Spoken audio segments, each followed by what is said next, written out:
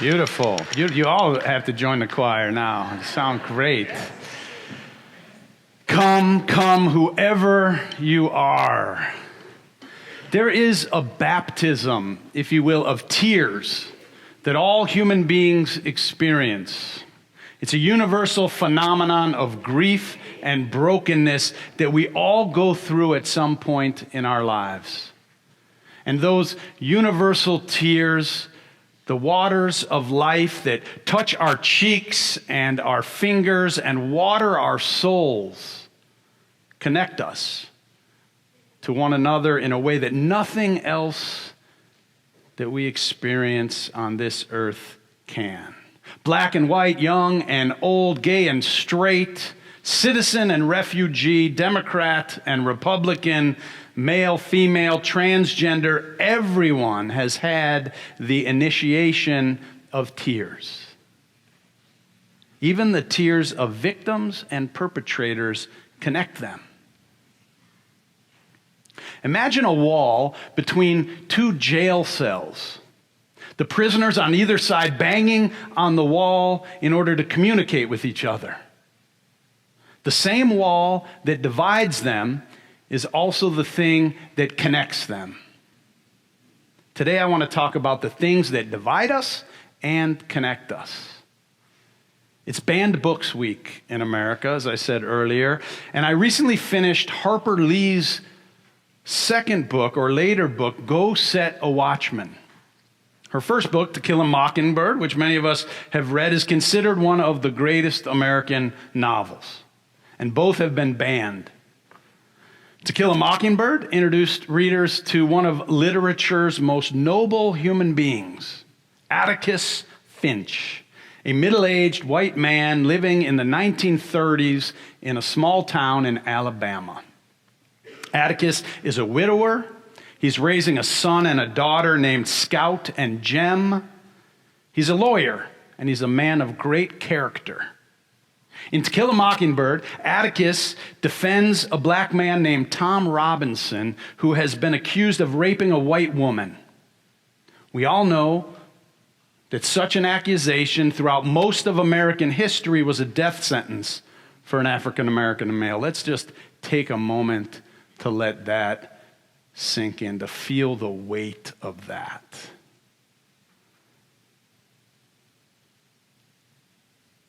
In To Kill a Mockingbird, Atticus Finch does the right thing in the face of immense opposition.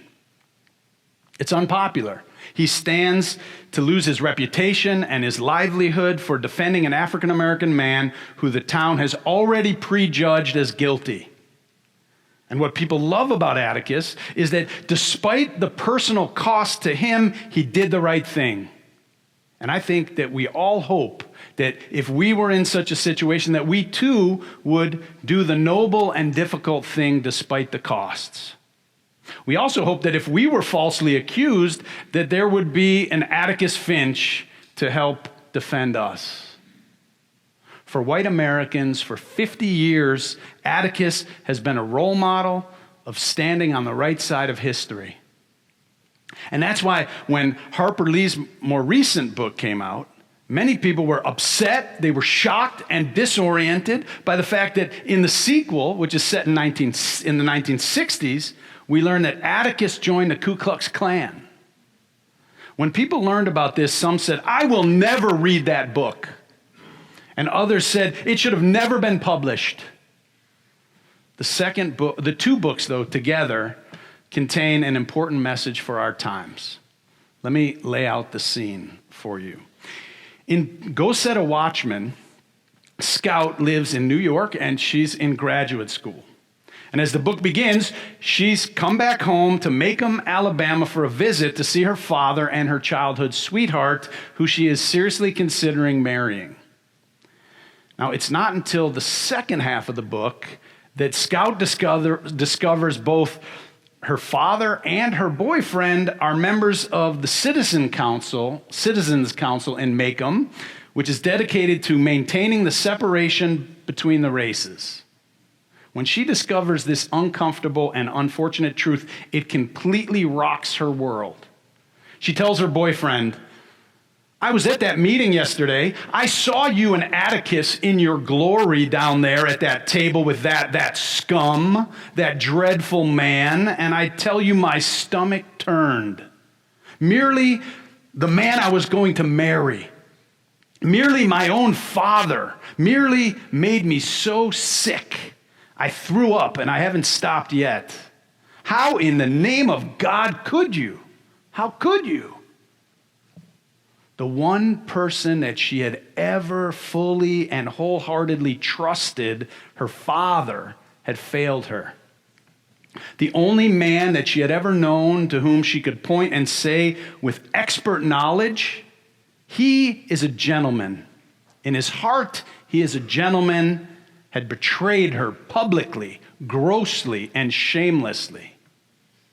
And it's not only Scout. It rocks the world of everyone else who has fallen in love with Atticus and held him up as a hero over the past 50 plus years. There's a statue of Atticus Finch outside of a courthouse in Alabama. Many lawyers to this day will say that they decided to join the law profession after reading that book and because of Atticus Finch. Many people have named their children Atticus after him. What do we do when our heroes fall from grace? What do we do when the people who we love let us down or fall short of our expectations?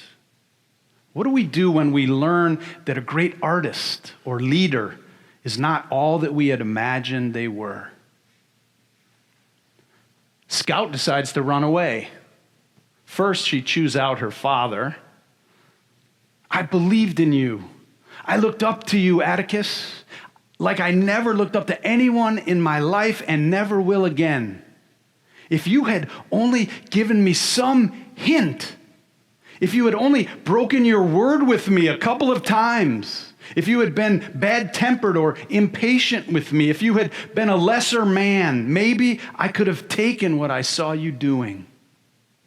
If once or twice you'd let me catch you doing something vile, then I would have understood yesterday. Then I'd have said, well, that's just his way. That's my old man. Because I'd have been prepared for it somewhere along the line. You're the only person I think I've ever fully trusted, and now I'm done for. I've killed you, Scout. I had to. Don't give me any more of your double talk. You're a nice, sweet old gentleman, and I'll never believe a word that you say to me again. I despise you and everything you stand for. Well, I love you. Don't you dare say that to me, love me, huh? Atticus, I'm getting out of this place fast. I don't know where I'm going, but I'm going. I never want to see another Finch or hear of one. And then with a broken heart and the baptism of tears, she packs her bags and decides to head back to New York to make a life apart from her hometown and her family and the people she's loved. She canceled them. In this day and age where we have Facebook and other social media apps, it's become very easy to block someone or unfriend them by just checking a box. And at this point in the book, and in Scout's life journey, she knows that she cannot live with being in relationship with people who would associate themselves with the likes of the KKK and the Citizens Council, because she subsequently learned that her father had joined the KKK years earlier.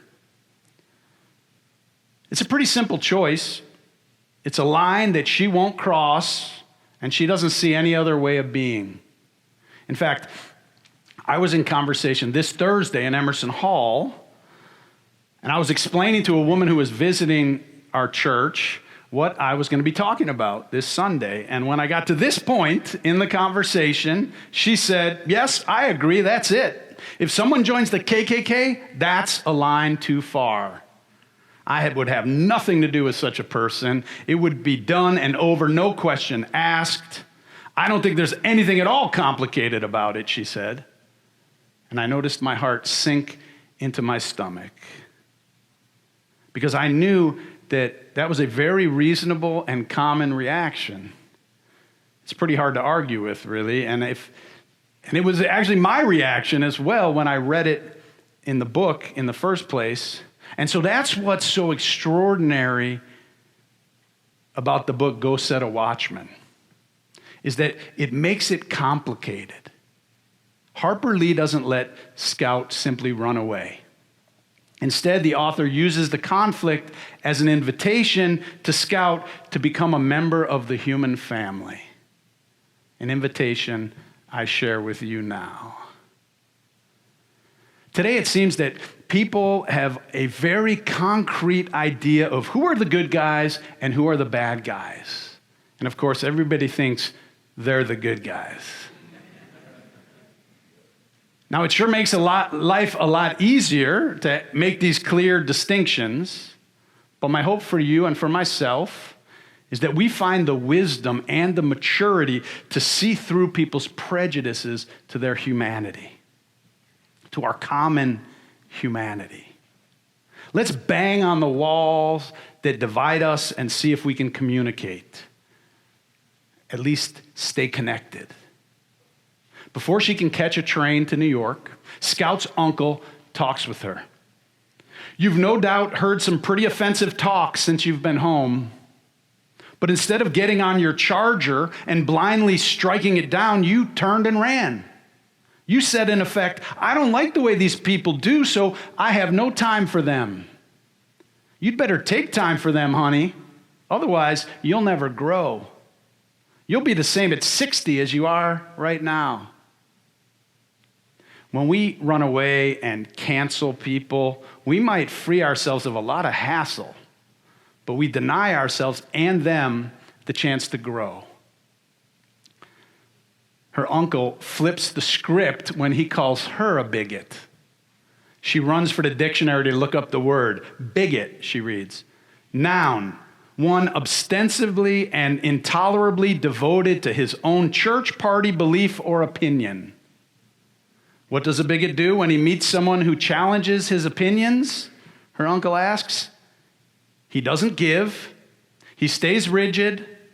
He doesn't even try to listen, just lashes out. There's an expression, be careful about the enemies you choose because you will become like them. In confronting ignorance and intolerance, many of us become ignorant and intolerant of the people and the perspectives that we negate. I'm not suggesting we engage every troll on social media. And I'm not suggesting that we even engage every person that we disagree with. I'm suggesting we choose our enemies and those we block and those we cancel and those we avoid carefully because we may become like them. More importantly, we may see the splinter in their eye, but miss the plank in our own. When you meet someone who challenges your opinions or who you disagree with, do you become rigid and not listen and perhaps lash out? I know I do sometimes. By listening to her uncle, Scout gains more understanding of her father. The Klan can parade around all it wants, but when it starts bombing and beating people, don't you know who'd be the first to try and stop it? The law is what Atticus lives by. He'll do his best to prevent someone from beating up somebody else. Remember this, he'll always do it by the letter and by the spirit of the law. That's the way he lives. Scout, your father has no more use for the Klan than anybody. You know why he joined? To find out exactly what men in town were behind the masks. What men, what people. He went to one meeting and that was enough. The wizard happened to be the Methodist preacher. That's the kind of company that Atticus keeps? Scout, I'm trying to make you see his motive. All the Klan was then was a political force There wasn't any cross burning going on back then, but your daddy did and still does get mighty uncomfortable around folks who cover up their faces. He had to know who he'd be fighting if the time ever came he had to find out who they were. So my esteemed father is one of the invisible empire? Scout, that was 40 years ago. He's probably the Grand Dragon by now. Her uncle continued, I'm only trying to make you see beyond a person's acts to their motives. A person can appear to be part of something not so good on its face, but don't take it upon yourself to judge them unless you know their motives as well.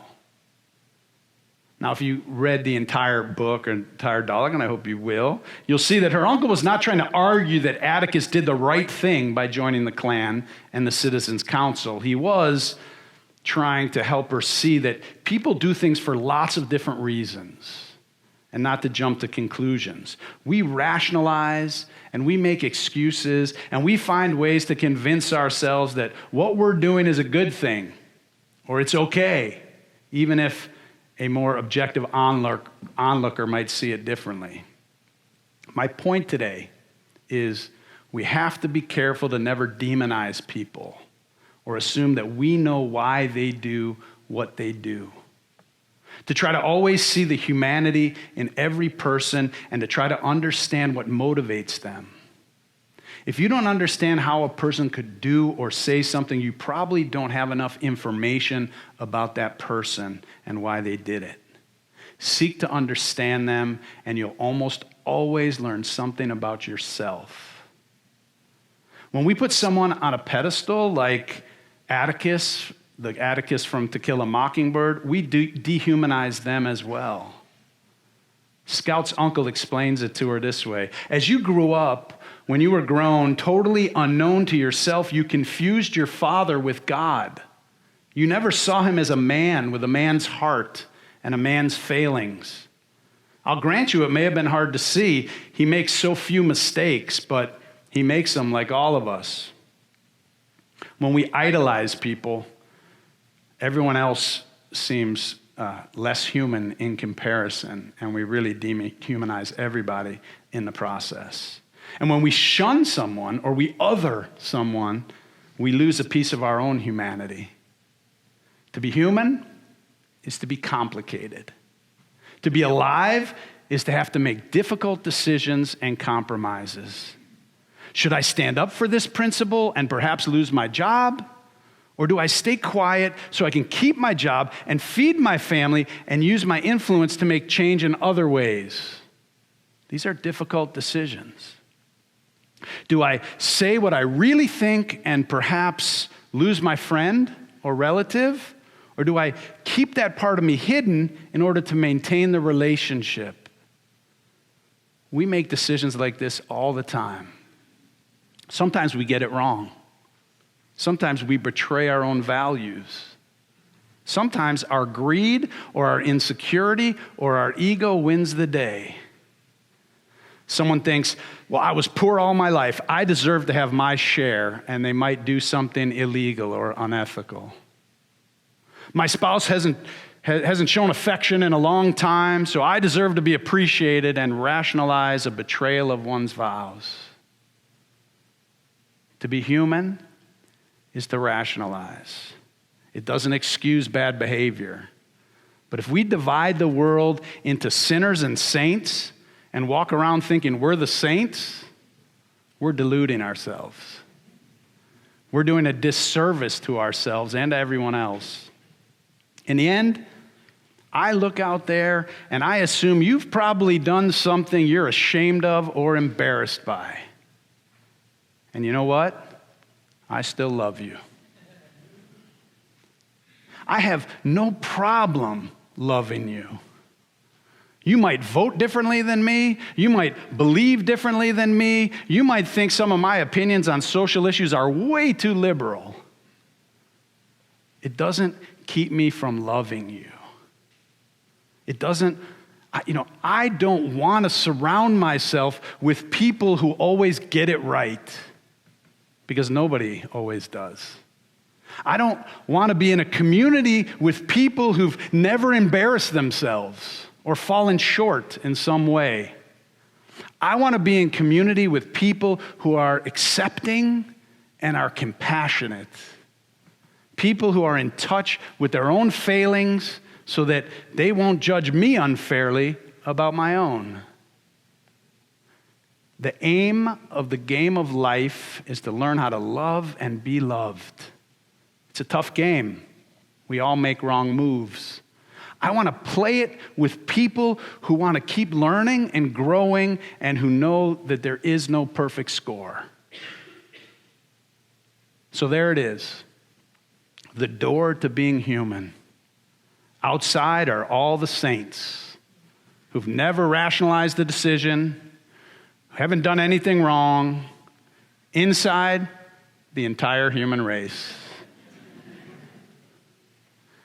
I'll admit that I like Frank Lloyd Wright's architecture, even though he was anti-Semitic. And I don't like that about him. I like Thomas Jefferson's Declaration of Independence, even though he owned slaves, and I find that behavior abhorrent and hypocritical. A person doesn't have to get everything right in their lifetime to have done something of value. They don't have to do everything right for us to love them. If we really look deep enough into the soul of everybody, we will probably find some flaw, some mistake, some prejudice, some fear, some ignorance of some kind. And by that standard, it would discredit all of us and everything we've ever done. So don't get me wrong. People have to take responsibility and try to repair what they've done, but nothing anyone does makes them less than human. And nobody should be defined by the worst thing they've ever done. More importantly, nothing anyone has done makes them less than you. And nothing you have done makes you less than anyone else. Come, come, whoever you are. Love will guide us.